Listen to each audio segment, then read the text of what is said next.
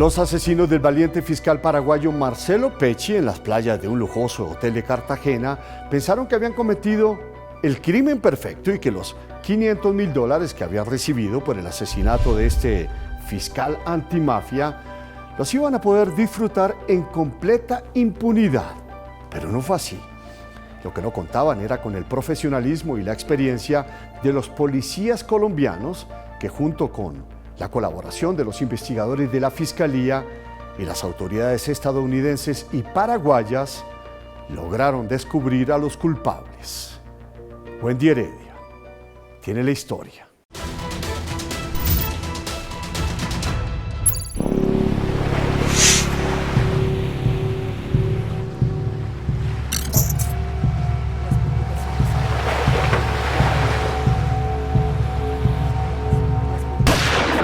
Francisco Luis Correa Galeano, de Puerto Salgar, con 43 años, fue el articulador y el financiador.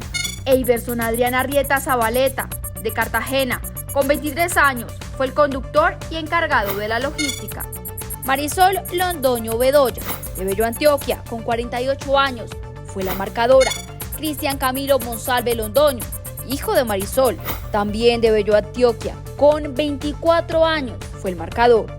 Wendre Steele Scott Carrillo, de Venezuela, con 26 años, fue quien disparó al fiscal paraguayo. Esto no es una logística básica. ¿Qué quiere decir? Que no eran principiantes. Estamos hablando de personas que fueron contratadas con la suficiente experticia criminal, con la suficiente experticia en sicariato para poder dar en el punto.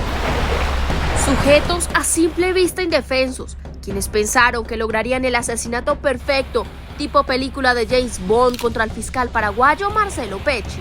El modus operandi del homicidio no es normal, eso lo ves solamente en las películas de James Bond. Cuando llegan por el mar, llegan en un jet ski, se bajan, dan el golpe y salen huyendo. Estos son los 4 vinculados en el caso más sonado internacionalmente. Sin embargo, en menos de un mes, las autoridades colombianas capturaron en Medellín a 5 de los implicados. La pregunta es, ¿con estas judicializaciones realmente se podrá conocer la verdad?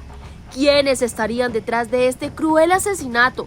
Según el exfiscal colombiano Eduardo Montealegre, las grandes fichas tienen conexiones criminales entre países. La muerte de Marcelo Pecci es producto de un crimen transnacional, porque el hecho se empieza a fraguar en Paraguay y se culmina en Colombia. En Testigo Directo contactamos varias fuentes para tratar de profundizar el crimen más impactante de los últimos años, ejecutado por el delito transnacional del narcotráfico, el asesinato del exfiscal Pecci en Cartagena, Colombia.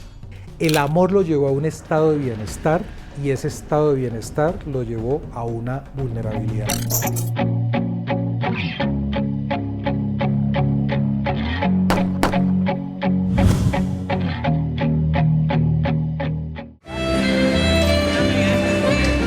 Se cumplen más de 30 días de algo que asaltó el exceso de confianza de las autoridades paraguayas y desde luego a las colombianas.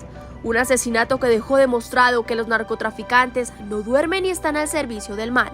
Las fiscalías se enfrentan a organizaciones con gran poder económico, con gran poder de desestabilización de una sociedad y del Estado. Si en el mundo está la Interpol lista para dar captura de delincuentes con circular roja, en el narcotráfico pareciese que también algunos grupos se han dedicado a construir redes internacionales para tomar lo que ellos llamarían justicia por sus manos, acabar con quienes los denuncian, los capturan o se convierten en una piedra estorbosa.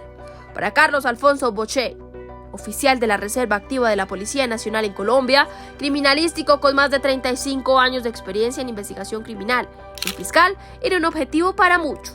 Atacó de frente al grupo Hezbollah en la parte que está ubicada aquí en el cono sur de nuestro continente. Estuvo también en la investigación de la hija del presidente Cubas en Paraguay, en esa combinación que tuvo grupos guerrilleros colombianos, que en esa época que eran las FARC, con grupos terroristas que habían en Paraguay. También vino ahora último, dentro de las operaciones que estaban contra el narcotráfico, decomisos de más de $260 millones en propiedades para narcotraficantes que estaban operando entre Bolivia, Paraguay y Brasil. Es decir, él tenía una cantidad de casos que realmente eran muy altos. Para Andrés Nieto, experto en seguridad, y según los resultados suministrados por la Fiscalía General de la Nación en Colombia, todo apunta a que el primer comando de la capital, uno de los mayores grupos delictivos de Brasil, contrató los servicios criminales en Medellín, Colombia.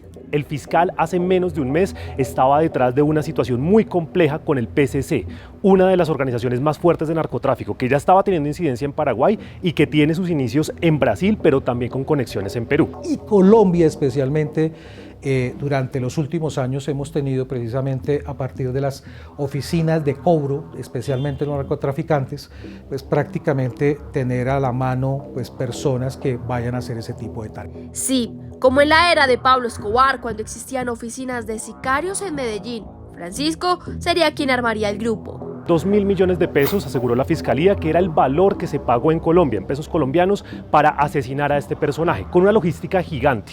Según las pruebas suministradas por la Fiscalía, en este video se puede ver cómo 3 sujetos, Gabriel, Wendre Steele y Iverson, se registran en un hotel de Cartagena y horas más tarde, como si nada, salen con rumbo a Barú para presuntamente cometer el delito contra el fiscal Pecci. Mientras tanto, otra cámara de seguridad muestra como uno de los vinculados con sombrero blanco renta un jet ski, medio de transporte con el que llegarían a la isla de Barú, donde estaba el fiscal junto a su esposa hospedado. El martes 10 de mayo, el fiscal se encontraba disfrutando de la playa. En horas de la mañana, le cuentan al mundo a través de redes sociales que la familia estaba creciendo, uno de los detonantes de esa historia. Cuando están esos roles de tanta tensión, a veces necesita también un respiro. Y yo creo que para él su amor, su matrimonio, no olvidemos que esa mañana le estaban contando al mundo de que estaban esperando su primer hijo. Hablemos sobre el perfil criminal de las personas que estuvieron vinculadas con este caso. Ellos no se dejan manejar por emociones. Es decir, lo que hay que hacer, hay que ir a hacerlo. En los círculos rojos pueden observar los movimientos del fiscal Pecci y su esposa. En los círculos amarillos se muestran los desplazamientos de los señalados. Aquí vemos a la señora Marisol Londoño Bedoya y a su hijo Cristian hacer seguimiento a la víctima. De repente, se meten al mar. Levantan los brazos y dan la indicación final. Allí la moto debe llegar con el sicario. Todo está montado, pensado y articulado. Minutos más tarde, Wendre Steele Scott Carrillo llega con una jet ski, manejada por Eiverson Adrián Arrieta Zabaleta, y en un abrir y cerrar de ojos dispara acertadamente al pecho del fiscal Marcelo Pecci. 2 disparos puestos en una parte que realmente eran mortales, y eso sucedió. Entonces es un sicario que no era una persona novata, era una persona que sabía exactamente cómo era que tenía que entrar, dónde tenía que dar el tiempo justo para poder en este momento volver a salir y poder huir. Para algunos ingenuidad, para otros la posibilidad de ser feliz y libre por un instante. Sin embargo, para las personas que ejercen este tipo de cargos, no se pueden dar el lujo de dar tregua. Así lo explica Jorge Armando Otálora, exfiscal anticorrupción, vicefiscal general de la Nación, exmagistrado superior de la Adjudicatura y exdefensor del pueblo en Colombia. Doctor, un fiscal, un vicefiscal que se dedica a combatir el narcotráfico, ¿podemos decir que está siempre en constante peligro? Claro, las personas que llegan a ocupar, a liderar entidades tan importantes, sea el país que sea, pero en el caso nuestro de la Fiscalía, Vicefiscalía, son cargos que generalmente están muy latentes de ser víctimas de atentados, porque los estados no tienen la capacidad de ponerle a cada funcionario una escolta o una seguridad. El fiscal pasó por alto el aumento de grupos criminales aliados internacionalmente y la creciente del narcotráfico en su país.